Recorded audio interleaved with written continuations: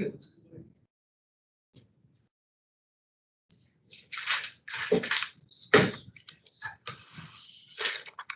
So we go on to money in bank.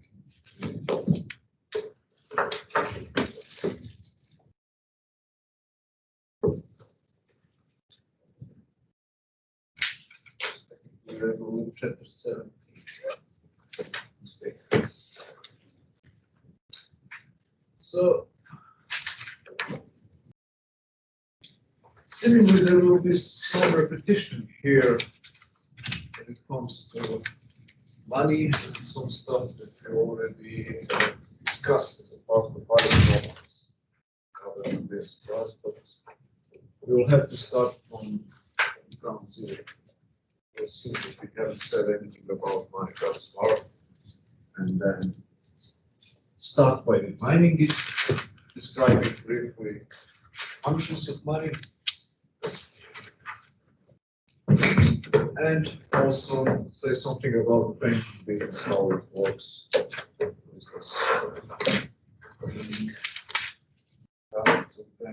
We already did this as a part of the, eventually towards the end of the lecture, dealing with investment and the financial market. We'll see the basic definition of distinction between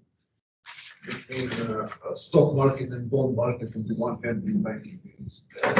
Let's say something more about banking today, or some other aspects of banking that we haven't discussed yet. Okay, so let's start first with money. Very basic definition of money, how money emerges, the origins of money, different types of money. So what we nowadays call money is not the same thing that functioned as money 100 years ago. Let's say that there are two types historically, two types of money. The one original form of money, how it emerged historically in every given economic community in the world, and the type of money, the second one, which prevails nowadays. There is a connection between them, but the connection is not direct.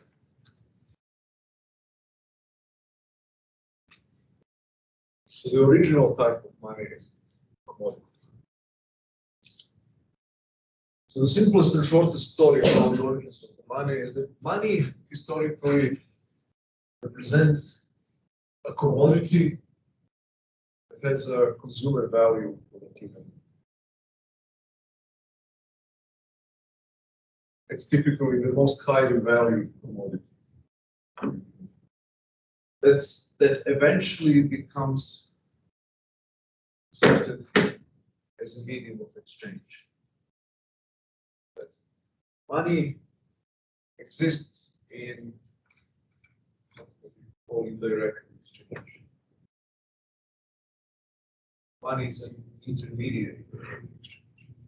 So in order to understand the function of money, you first have to distinguish between the two types of exchange. In a very primitive economy, a very small economy, you can say the limit economy for a household, for a village, you can have direct exchange.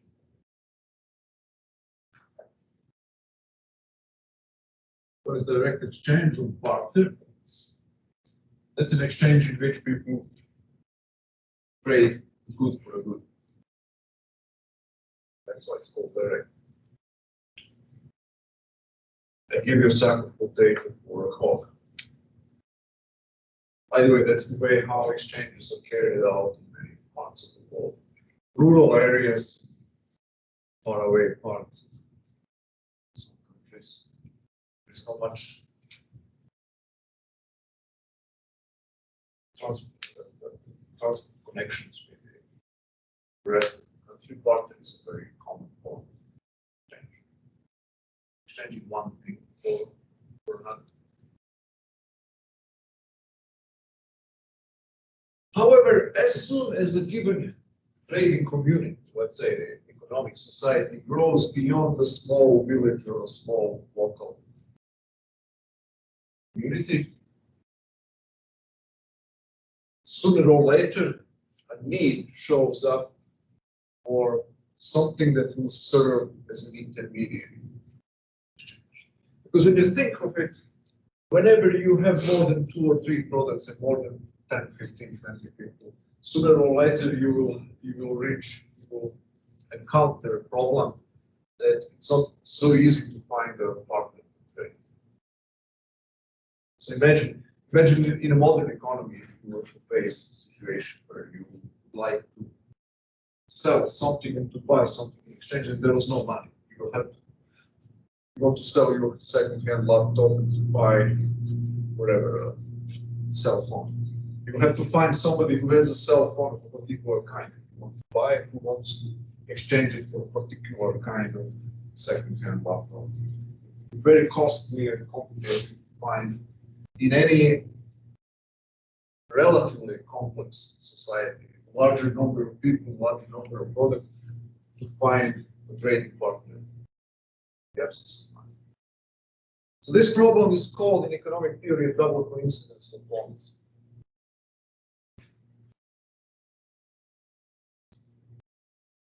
Double coincidence of bonds. So that means that I will have to want whatever you have, and you will have to want whatever I have.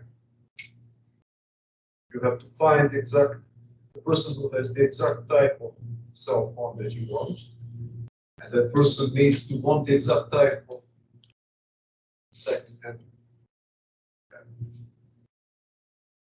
So people quickly realize that this is not a convenient way, but this is a complex economy, and they come step by step to select one good, one commodity among the many that are in the process of barter trade, direct trade, that will serve as an intermediary exchange, as a medium of exchange.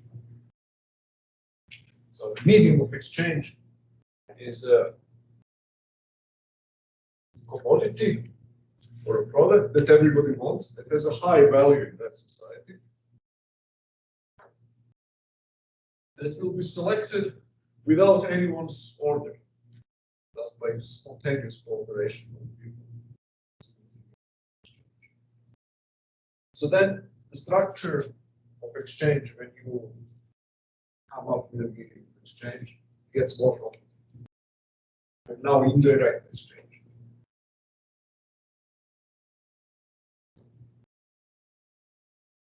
So indirect exchange is you want to sell a good. You want to exchange good 1 for a good 2. So in direct exchange in barter, you have to find a person who has good 2 and wants good 1. More specific good 1 and good 2 are more precise and determined, more difficult it is to find, carry out such more valuable intermediate exchanges. So what you do in the indirect exchange, people realize that there is something in this community that they believe everybody will want to have. It's good, super good, whatever, something that everybody wants to have. Because it has some characteristics that everybody, or almost everybody, likes. So then what you do, you still have a good 1, but you cannot find somebody who has a good 2. So you find somebody who would want to give you, who wants good 1, and who has this everybody wants. And everybody knows that everybody else wants this. It's in very high demand. So it's usually the most scarce and the most highly valued good that a given community of traders, given economic society has. So in colonial Virginia, this super good was tobacco. That's what the community considered the most precious thing. And Second World War prisoners of war camps, it was cigarettes. Everybody wants to have a cigarette. So even if you didn't want, even if you were not smoker, you would like to exchange some of your goods that you got and that you don't need for cigarettes, because you knew that then you could procure on the black market from other prisoners for cigarettes, or for almost all of them. You can buy, quote unquote, cigarettes, whatever else you want. So here you don't have to solve the double coincidence at once. Here it's enough that somebody has this super good and then wants good one. So you split up the transaction, this direct transaction, good one, good two, now into two transactions. You first sell good one to somebody with is good with money. In a modern industrial society, 16th, 17th centuries onward, gold and silver, precious metals, were key commodity. So you sell your good one for super good, you get super good. Now everybody wants to accept super good for in exchange for anything else. So this person wants to sell good two, but doesn't want to accept good one. Okay, but she will accept gold or silver or tobacco or whatever it is used universally in exchange. So then you buy. So it's still the same transaction, essentially. Nothing changes in terms of our economic analysis of the meaning of what this person A is doing here. This person still has to get rid of good one in exchange for good two. It's just the means to which she goes about achieving this have changed. There is this intermediary step of acquiring money and then using money to trade. So that's funny. That's the simple thing. And money emerges gradually and spontaneously on the free market. People discover what is the best candidate. So it's money. There wasn't some government decree like some wise Greek in the temple saying, you know, we have to use gold or silver because that's wise Aristotle advised. No, it's a spontaneous step-by-step process where people discover what is in the highest possible demand and they accumulate their need. So money is then universally accepted medium of exchange. So medium of exchange is anything that is used in this process of exchange. In order for something to function as money, it has to be universally accepted by the entire community. And historically, gold and silver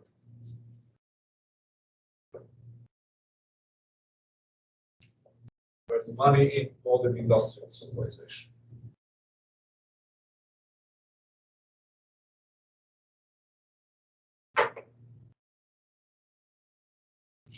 Now, there are some characteristics of this money commodity historically that this commodity has to have in order for it to serve as money. Those characteristics have to do with the functions that it has to perform. The first function is this, let's say, intermediation in trade. It's a medium of exchange. Trade. The second function is the store of value. Means if you want to save and invest for the future, if you earn some income and you want to save it later, to save your wealth that you acquire, and you save in money, better money be something that can survive, is durable.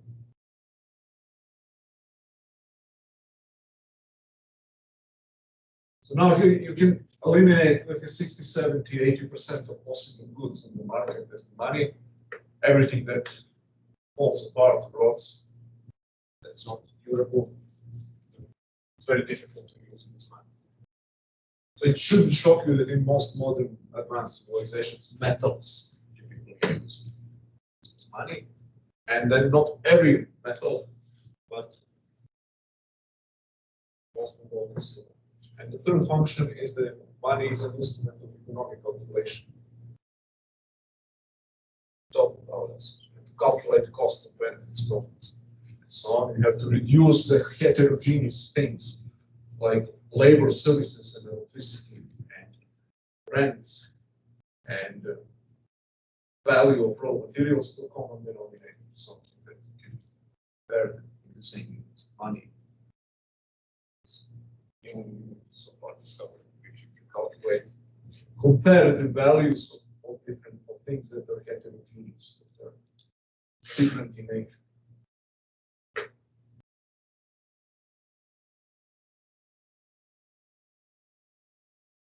So, calculation function of money dictates that money has to be something that is easily divisible easily divisible in equal pieces. So money has to be something metal that is divisible, and it has to be something which is homogeneous. Technical terms, something that is fungible. Fungible means that every unit, every piece of it is equal to every other piece. So for example, oil or gasoline is a fungible. Corn and grain to some degree are fungible. Every sack of corn of a certain type is equally good or equally bad as any other sack of corn of a given kind. You can exchange. Whereas, for example, cars and laptops and many other goods are not fungible. Furniture. This piece of furniture is not equal to any other piece. It has to be fungible, homogeneous, and easily divisible. You can easily divisible in equal units. That's important for economic calculation. 1, 2, 3, 4, 5. Easily divided. First criterion is connected with it has to be something precious. Precious. Scarce. These are some of the characteristics of the money. But no, it's not enough to be precious or scarce. Diamonds are very precious, very scarce. That you never have diamonds. Anyone is suggesting that diamonds be money. Why is that? The diamond is infinitely more scarcer than gold, let alone silver. There are two reasons. First, you know the difference is this diamond has such and such number of carats. Another one is different. There are not two completely equal diamonds. So it's not fungible. It's not homogeneous. You cannot use different diamonds as a comparable measures. You cannot figure out what is the particular economic value of one diamond, because no diamond is like any other. Very heavy thing. There's one more thing. You know which kind of materials jewelers do to break up the diamond? It's one of the hardest things in the world to break up. It's not easily divisible. It's very easy and very cheap to divide gold into pieces. Soft. Silver. So the diamonds cannot be money because they are scarce, so they check that box, but they don't check the boxes of easy divisibility and fungibility. Okay, durable. Okay, diamond is durable. Okay. Say, why iron or steel were never used as money? They're extremely durable. Steel is, it's not really eternal, but it's as durable as gold and silver. What do you think? There's another criterion. Are they not scarce enough? Yeah, yeah. And why is that important?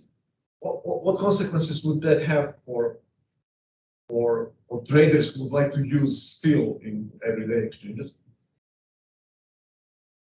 Imagine that you have to use, instead of silver, you use still silver coins for smaller transactions. Imagine that you have to use the equivalent to compare the relative prices of steel and silver in the market. How many tons of steel would you need in order to? So they are not easy to handle.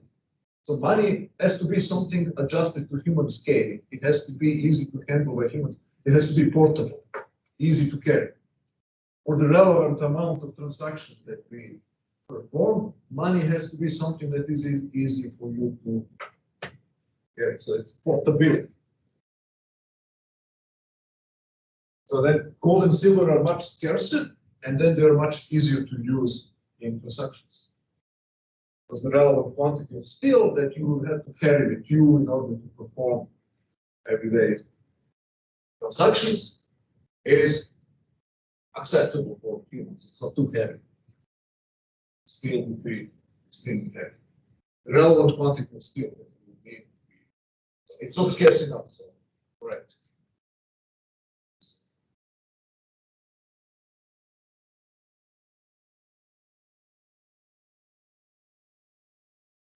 Now, that's simply how money historically. Now you may think, how come then did they talk about? They dug out the gold coins from the Tang dynasty in China, 2,000 years ago, whatever. How come that we always, whenever we encounter gold and silver, almost always it's a piece of gold or silver with a stamp of some king or a queen or Caesar on it? If it's a market invention, how come that the governments always meddle into this process? And almost every money that we historically encountered as this stamp of governmental rule. So the explanation is simple, that the government seizes on the supply whenever gold or silver or anything else is established as a money. Government intervenes by nationalizing production of gold and silver. That's the most beautiful procedure. Then gold and silver will still be monies, but the government has a monopoly of coinage.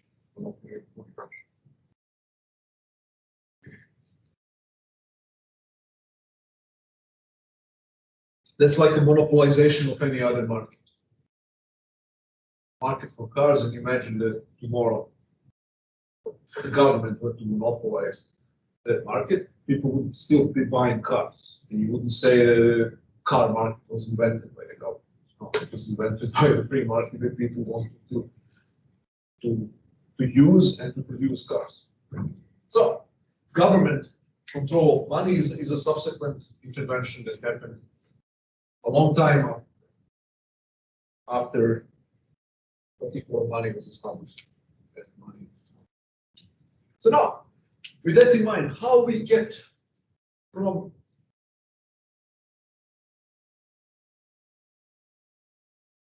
let's say commodity money. So that's what we've been talking about thus far. To today's money. Today's money is called fiat money. That's money which is not based on any real standard, on any commodity. So in gold standard, you heard about that. Sure? Gold standard is a system in which gold is the money. And the supply of money is the quantity of gold that is used for monetary purposes. That's the supply.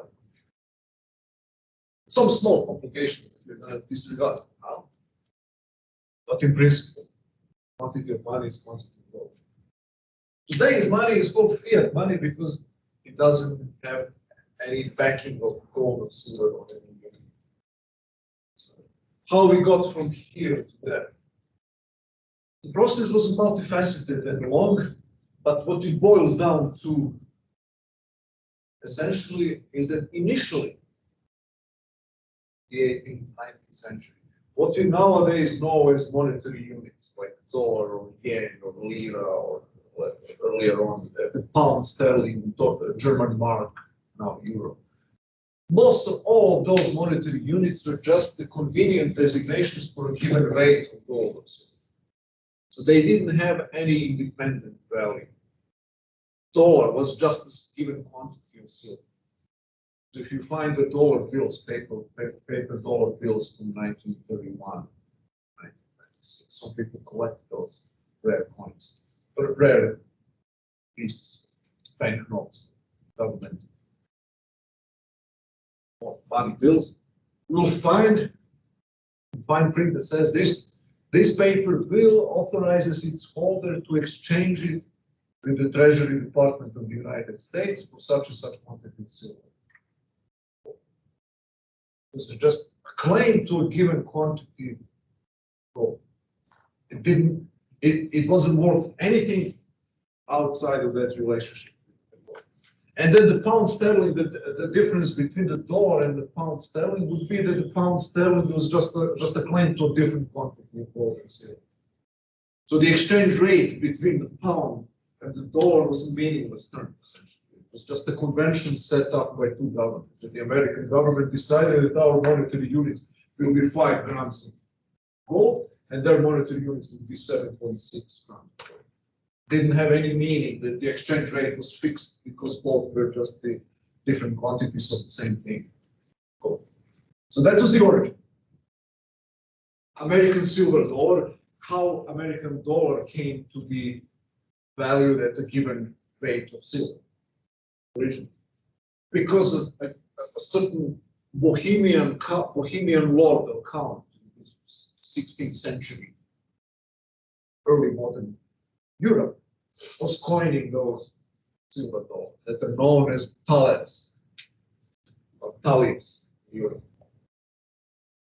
And this is funny thing. If you read the 19th century European novels, either French or Russian or English, you will encounter the thaler all the time.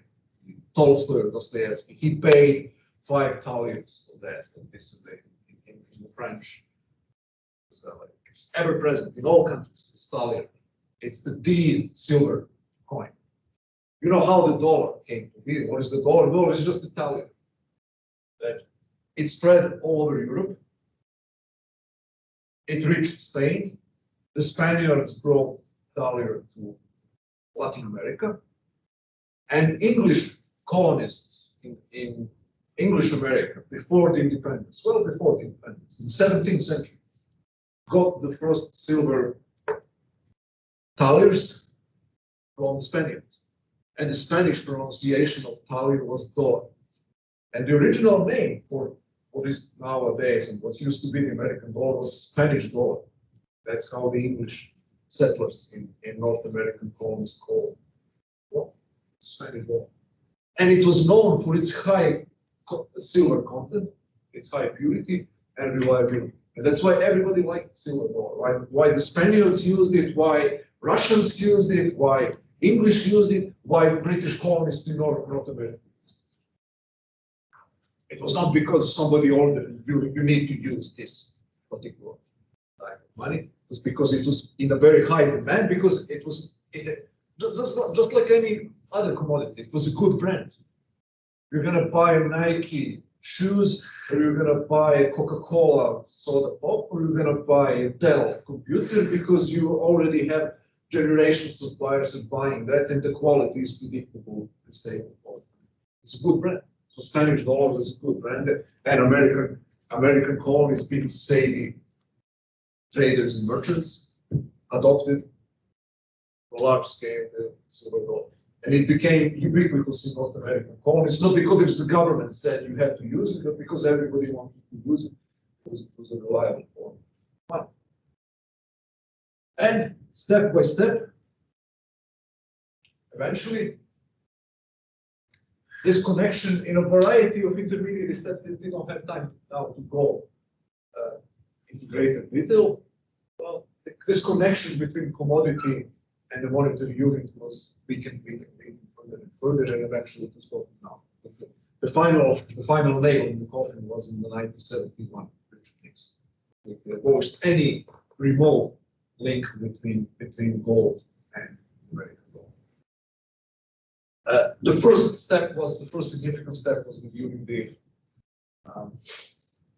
the Great Depression in 1933, I believe, that Franklin Delano Roosevelt suspended payment, redemption of paper bills, paper notes into gold. Essentially nationalized the gold reserves. Now, everyone heard about Fort Knox and all the gold reserves in gold. Wow, that all gold was stolen there. And the redemption, everybody had to use paper bills. Still, dollar was on paper, the money, but you couldn't redeem your paper bills for physical gold. And even this thin paper connection was severed by Richard Nixon. One for reasons that complex and we don't have time now to worry about that. But that was the process by and large emulated by all other governments, step by step. That the governments wanted, and fiat money is now the money that doesn't have any value, that is based in anything else but the government order, government promise, government and government laws, which are called legal tender laws. So you know what is a legal tender law? It's a law that says American dollar is the only lawful means of payment in the United States.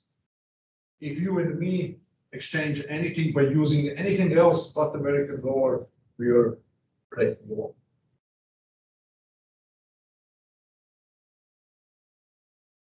So they use this goodwill, consumer goodwill, with the dollar, with the pound sterling, with the Deutsche Mark, with the lira, and with all other monetary units, to sever its connection with gold and silver, and to create a paper money. So sometimes it's called paper money, but that's not quite a precise description, especially in modern times, because we don't use it's a relatively small part of the total money supply nowadays is in paper. But historically, it's been earlier on. There's a close connection between fiat money and paper. Say maybe the paper money which is not backed by commodity. That's fiat. Why would politicians like to do this? Why would politicians want to eliminate the connection between commodity money and monetary? What is in there for that? What is their interest?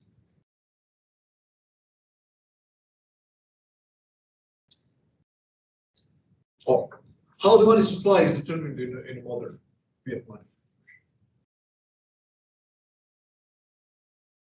You see, commodity money is the quantity of gold.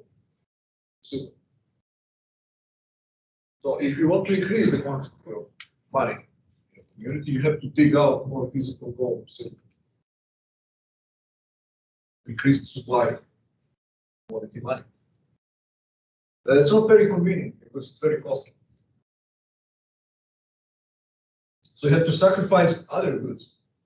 You have to invest heavily in machinery and equipment and labor and exploration and research and development to build new gold reserves that might not be very profitable. So you have to sacrifice other things. So it's a costly, the process of inflating the money supply, increasing the money supply is very costly. And politicians don't like that. So in fiat money regime, it's very easy. Relatively easy to increase the money supply. Everything it gets to increase the money supply is, for example, for the central bank to buy $1 billion worth of government bonds from private banks.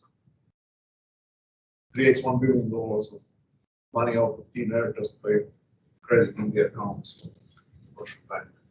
That money that didn't exist before, now it's. So the quantity of money is determined by essential political decision, or bureaucratic decision, or expert decision, whatever you want to use. Chairman of the Federal Reserve is now in charge of decisions about money supply in the United States. And the Federal Reserve Board of Governors, Federal Reserve being the central bank.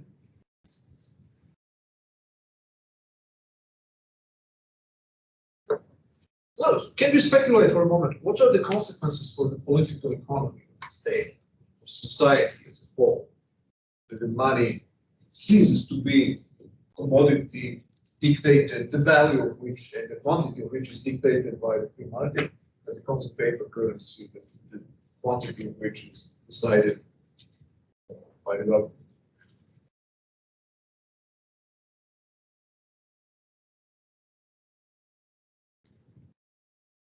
How does that affect society? What do you think?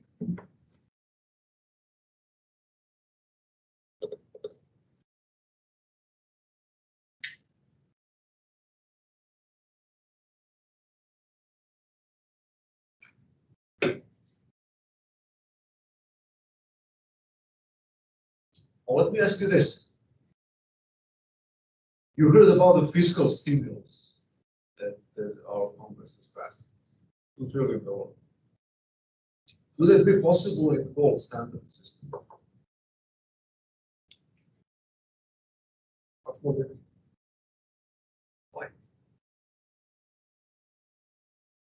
so much gold.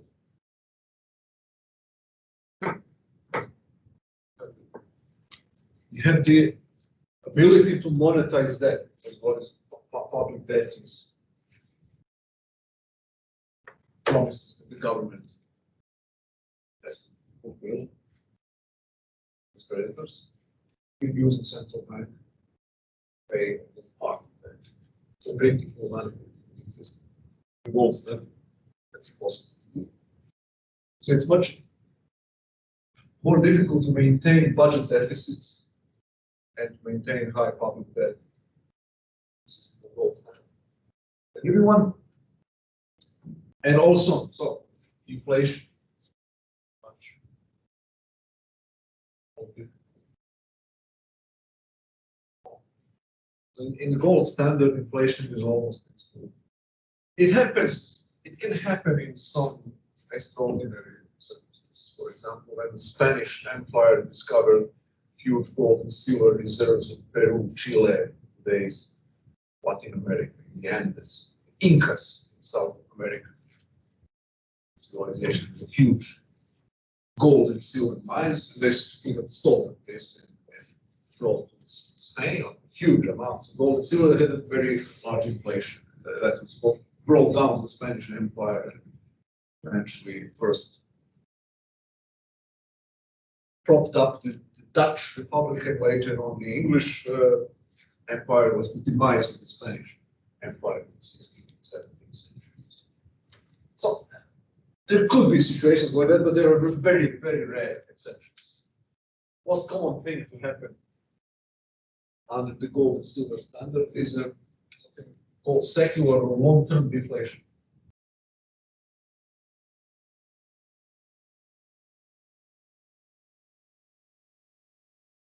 So what is deflation? We can define inflation and deflation in two different ways. Let's start with the more common one. What is the most common way of defining inflation? Can anyone tell us? What is inflation?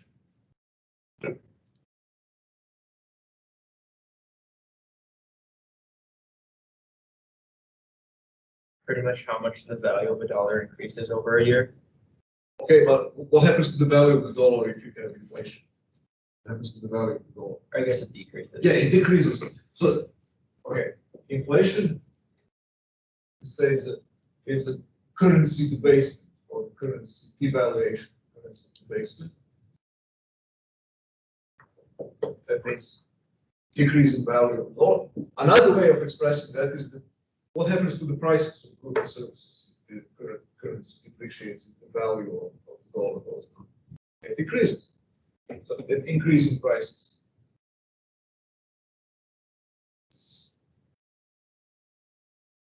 So before the invention of paper money, the Chinese were responsible for that. Chinese are responsible for all bad things. That's President Trump.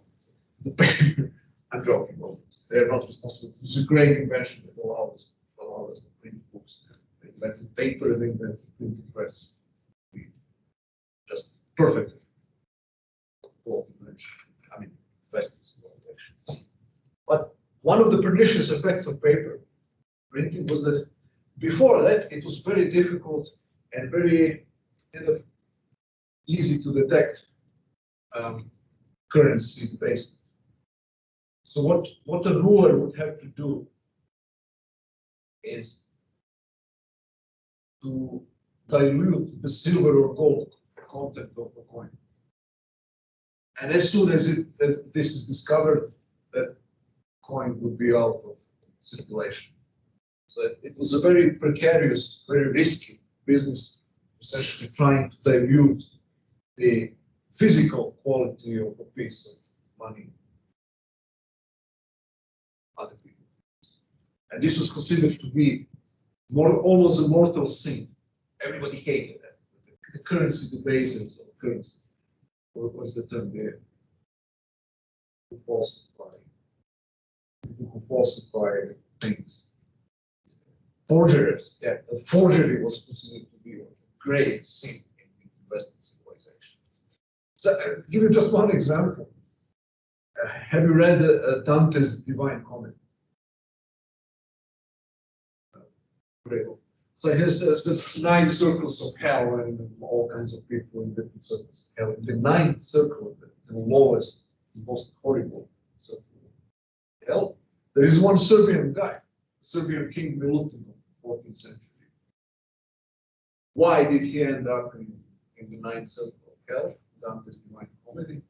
Because he was a courtesy based. King Milutin was known as a guy who liberally diluted the silver coins with his royal stamp on it, from whatever 95% of silver. And so inflation was a costly and risky and detested business before the invention of paper money. So inflation is anything that the value that debases the value of monetary unit. Before the invention of paper, the way how the governments did it was to reduce the content of silver and gold in every given coin. And then you are nudging people to use as $1, 26 grams of silver, something that has 19 grams of silver. The value of monetary unit. With the invention of paper, you just print more. Right. Just print more monetary units. At a higher number of monetary units, chasing the same quantity of goods, prices of all goods have to go up.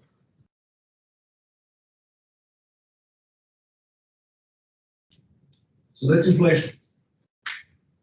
Why inflation is bad? What is that? Go back to this initial discussion of what are the functions of money. Part of the answer is given there. Economic calculation. And you're calculating in a unit that changes very quickly. It messes up with your calculation. If something messes up with your calculation and you're not sure that whatever you're comparing right now may not be correct 1 month down the road, 6 months down the road, you will be much more likely to engage in the activity. What's the activity? Production and investment. See, if you now have to pay in dollar terms labor and to buy raw materials and to rent a machine for a year, and you pay in today's prices, lower prices, and then you have to sell later on.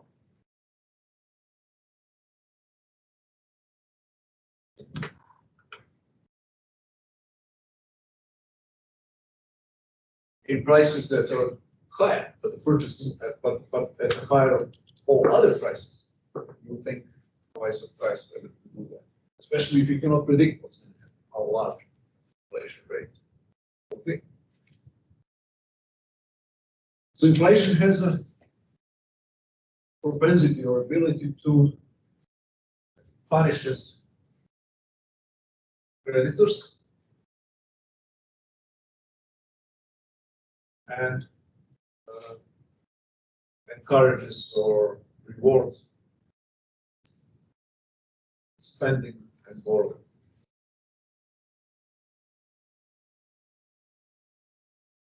Creditors and savers and investors.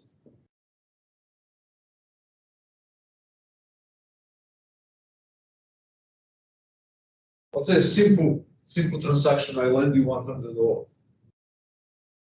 Let's say the interest rate is 5%.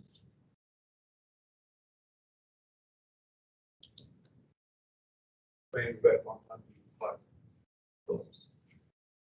But the value of dollar goes down. 3%, 4%. Then you would be paying back $105 with the purchasing power, which is lower than 105.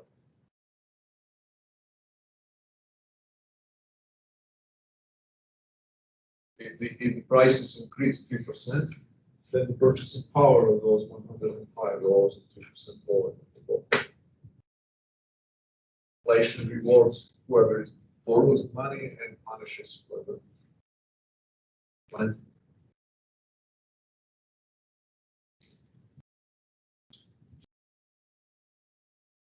Another way of looking at this would be that when you have inflation, people want to get rid of money as soon as possible.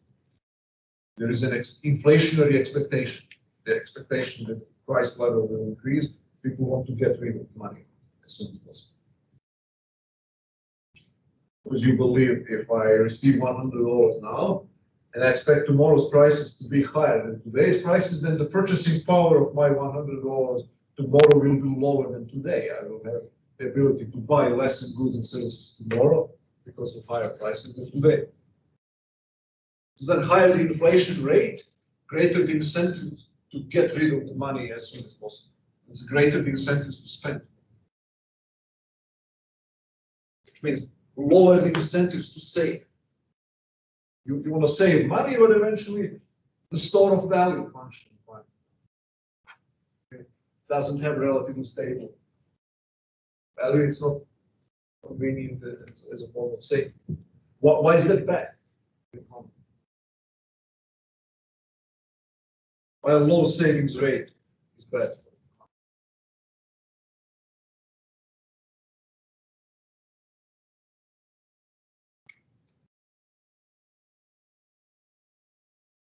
Because of this equation.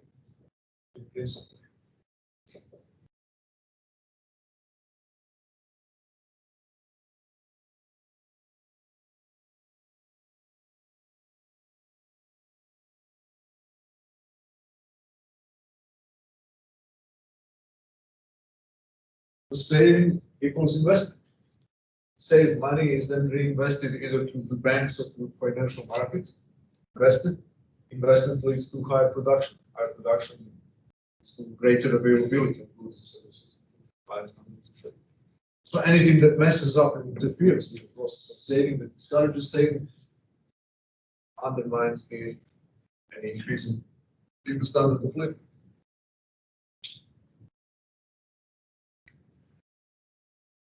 And vice versa, deflation. What is deflation?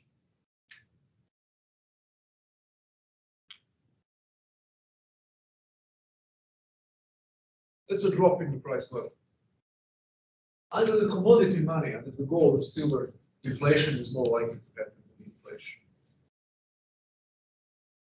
For example, in the United States, after the Civil War until the beginning of the 20th century, 40, 50 years, America was under the pure gold standard. The general price level was decreasing. The level of all consumer prices provides going down. So the nominal wages are stable. That means the dollar value that an average worker was receiving in 1875 was not significantly different than the nominal dollar value of wages that the same worker received 30 years later. The thing was that the prices in the meantime decreased so significantly that the real standard of living decreased. Why does this happen? It's very easy. Same way. So remember this equation I mentioned. That in any economy, money supply multiplied by the velocity of circulation by the frequency of payments equals the price level times production. Use physical productivity, how many goods and services.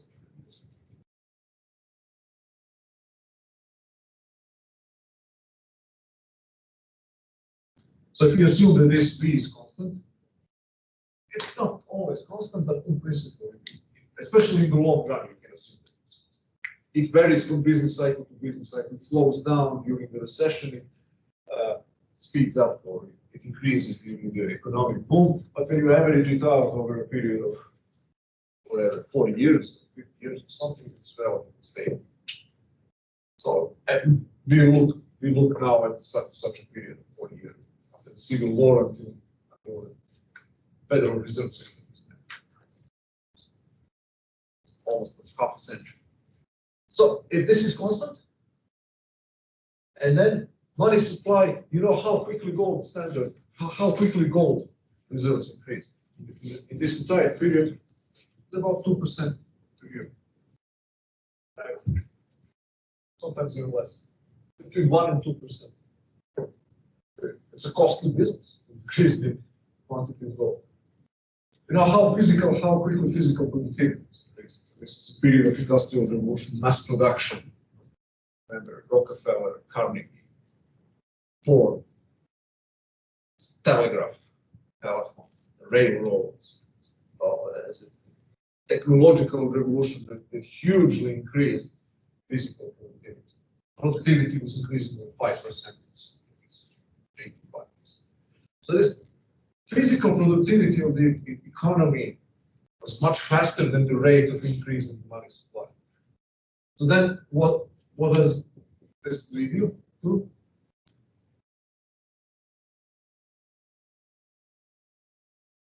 This is constant. This increases 2%. This increases 4%. That means that the price level from year to year goes down and down. Q increases faster than M. So the price level has a long-term, secular, long-term trend. Price level goes down. So deflation could be a particularly benign phenomenon. So there's good and bad deflation. Inflation is almost always bad, but deflation could be either good or bad depending on how it is brought about. If it's caused by a long-term process of physical productivity of an economy exceeding the rate of growth of money supply, then it's good.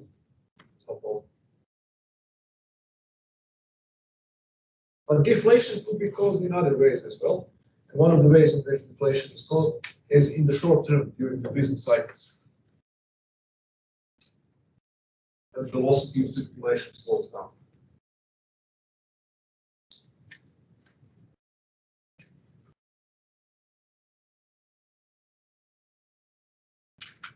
So then, even if money supply is fixed,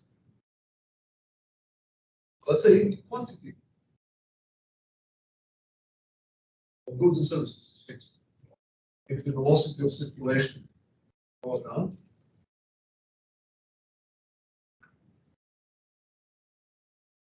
what happens to the price level? It goes down as well.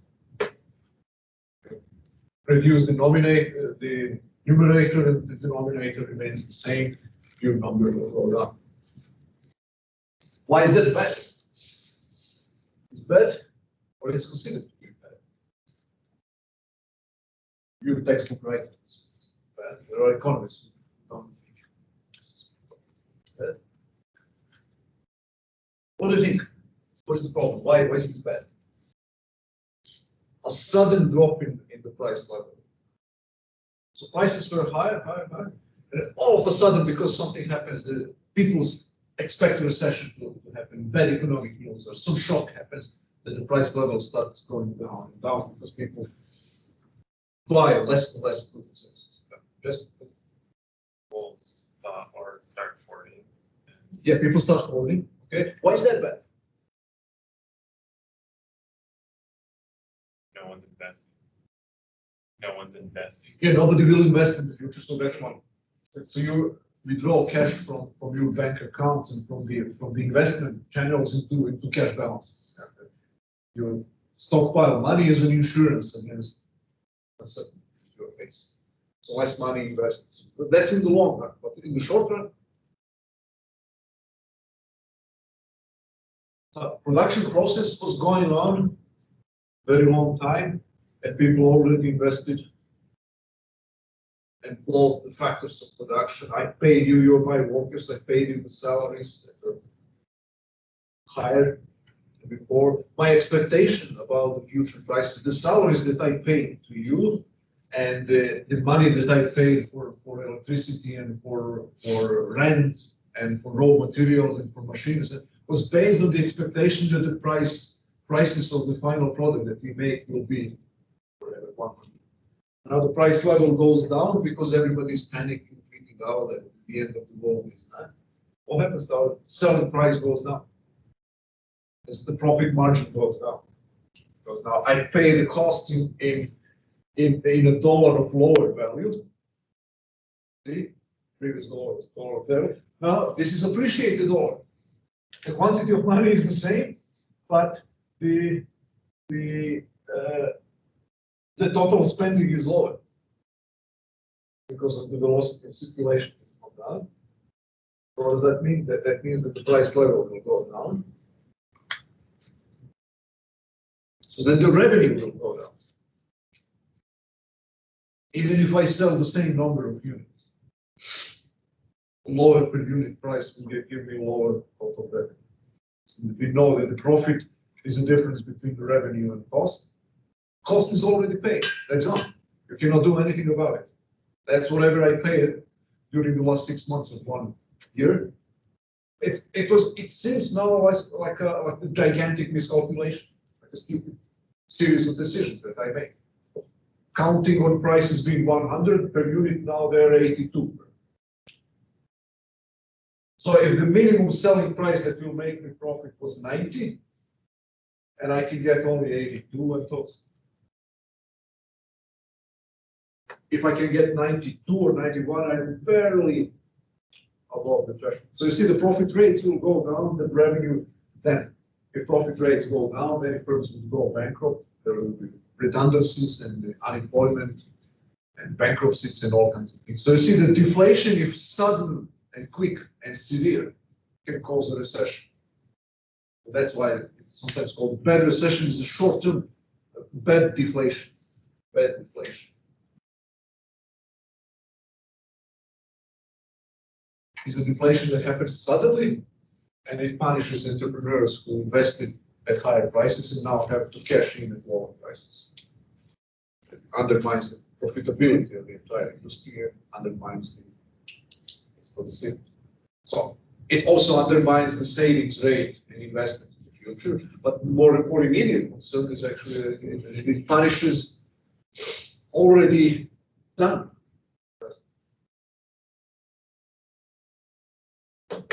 Okay. Any questions about this?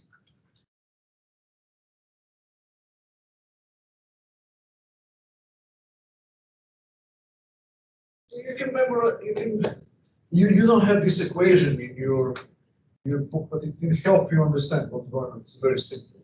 It's very simple. It says essentially the total spending will have to correspond to the total income, the total production. Total spending is quantity of money times velocity of circulation. Let's say that we have $1,000 in this room, and now the total spending, how much we will spend, will depend on how many times any dollar unit changes hands, how frequently we make payments. So if it's an average rate of turnover is 5 times, then the total spending will be $5,000. Whatever rate of turnover per week, per month. If it increases to 6, then the total spending will go up to 6,000. If it goes down to 4, we start panicking, we are kind of cautious, and we don't want to keep to our money for longer, then the total monetary demand for goods and services, total spending will be 400. And that's what happens during the recession. The total spending, this left-hand side of the equation term, goes down, not because anything happens to M, money supply, but because something happens to the velocity of circulation, goes down.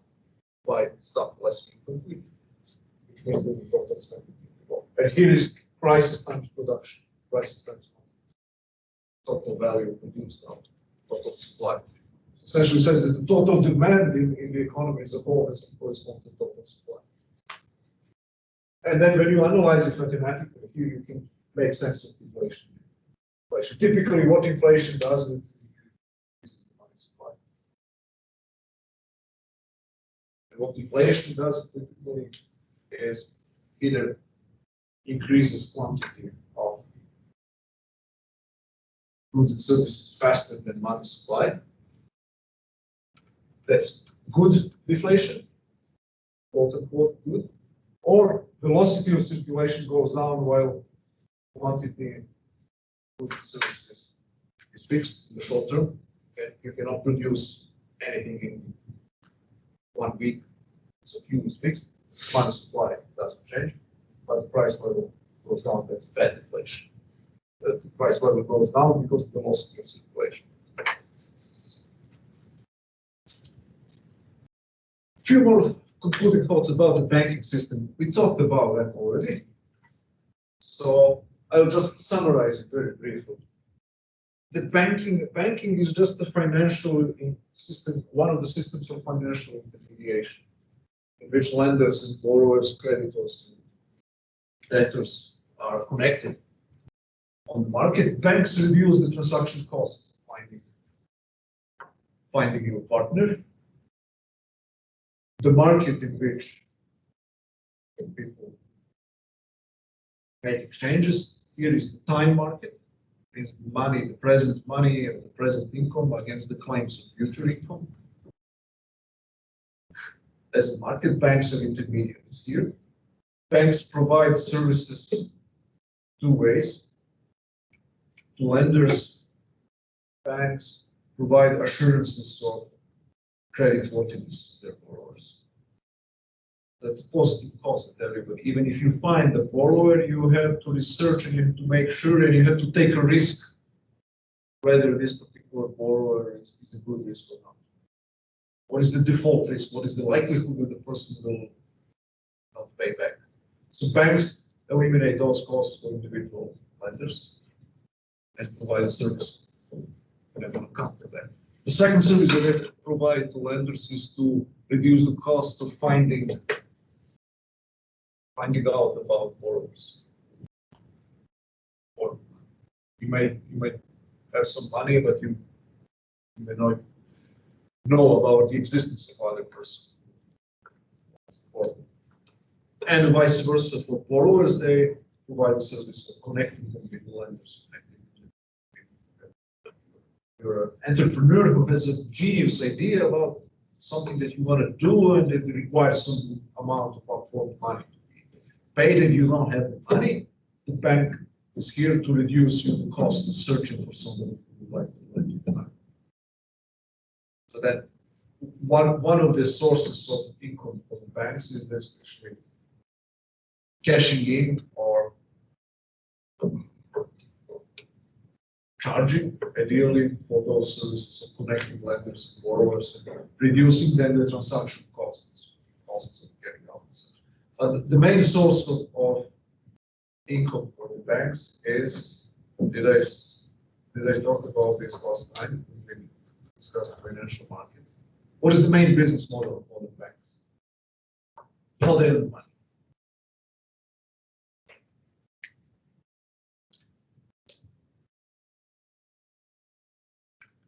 They may invest in the stock market or all kinds of things once they have profit, but what is the main source of their profit? Loans. How do they make money? So they receive loans and they grant loans. How do they earn profit? By charging a higher interest rate on the ones that they give out. How do they do that? How can they do that? So if they need to charge systematically higher interest rates on the loans that they grant, then they themselves pay on the loans that they get from lenders. What is the trick? How can they do it? This is because they use the money that people have in their savings, and they're kind of expecting that no one is going to withdraw all their money. Yeah, that's called the fractional reserve banking. They use the part of the money that they use the money that people keep in deposits with them on demand. Deposits on demand that could be redeemed in cash at any point in time. They have contractual obligation to redeem the money whenever somebody asks for money. But they know that very few people would try to redeem the cash at any one point in time, so they simply lend out that money. Okay, so the fractional reserve, that they keep only a fraction of demand deposits in reserve and lend out most of it. But that's just a special case of a more general problem, a more general method that they use. Ever heard for this term? Borrow short, lend long. Borrow short, lend long.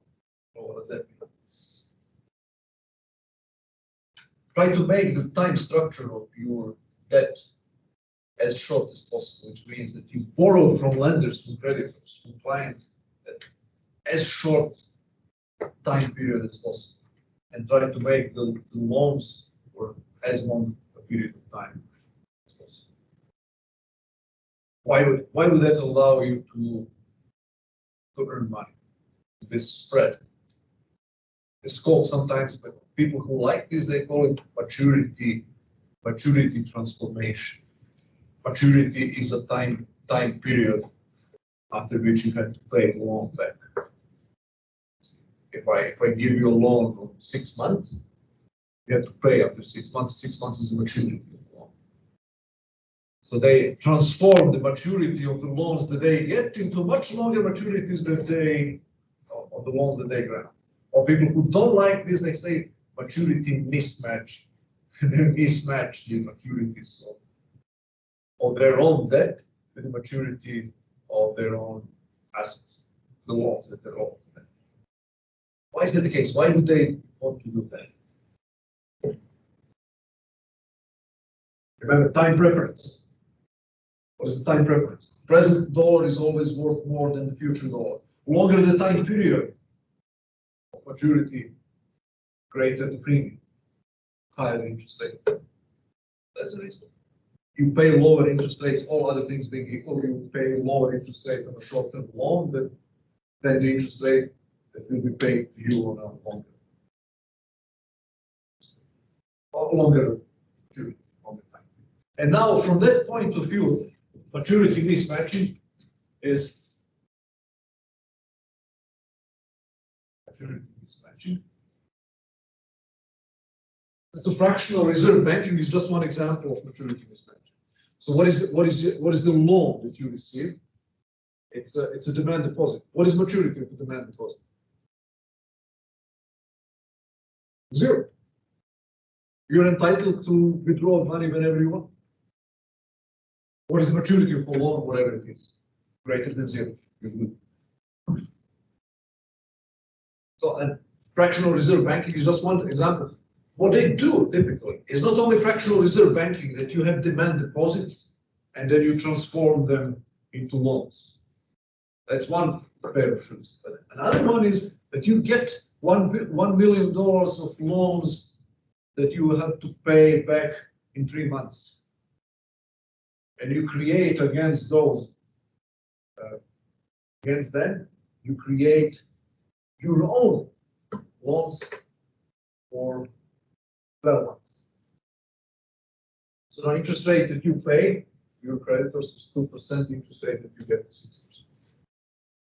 So now the only problem is that you have to pay sooner. You cannot wait for your money. All right. No worries about that. You're gonna borrow from somebody else in the meantime. That's called rolling over the loans. It means after 4 months I have to pay $1 million. My assets are not cashable yet. They are not at full maturity. I cannot use the proceeds from the loans that I already had given. But don't worry, I'm going to borrow from the other guy to pay back my loans. You see, in a certain sense, this system-based maturity mismatching is you're always in debt. Banks always owe more money than they have. You always have how you're paying back your loan to actually borrow more money. And yes, I have the money to pay. I have more than enough money, but just it's not yet there. So now we don't have the luxury of analyzing the consequences of all of that for the long-term stability of banking and financial system. But that's the key. That's the secret of modern banking system. How it can survive. Now, of course, once you pocket the profit from those operations, then you can invest in ordinary, normal things. Stock market, bond market, pension funds, whatever. Banks invest. Banks are known as institutional investors. So you have individual investors, people with money who buy and sell stocks and bonds. You have also institutional investors like banks, pension funds, and other institutions. Earn money, otherwise insurance companies, they earn money on their primary business and they use the proceeds and profit to invest in some secondary.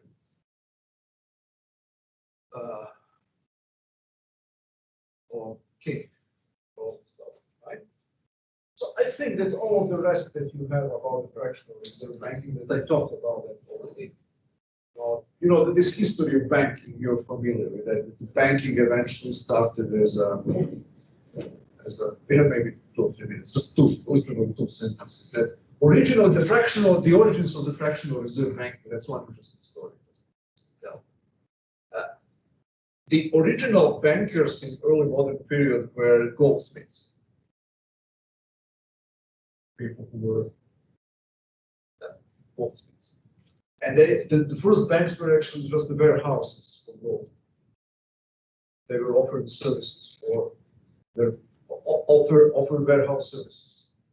And the origins of paper money were that you get the warehouse receipts. You have 3 ounces of gold at blacksmith storage facility, warehouse facility, and you can use this piece of paper to buy goods from somebody else.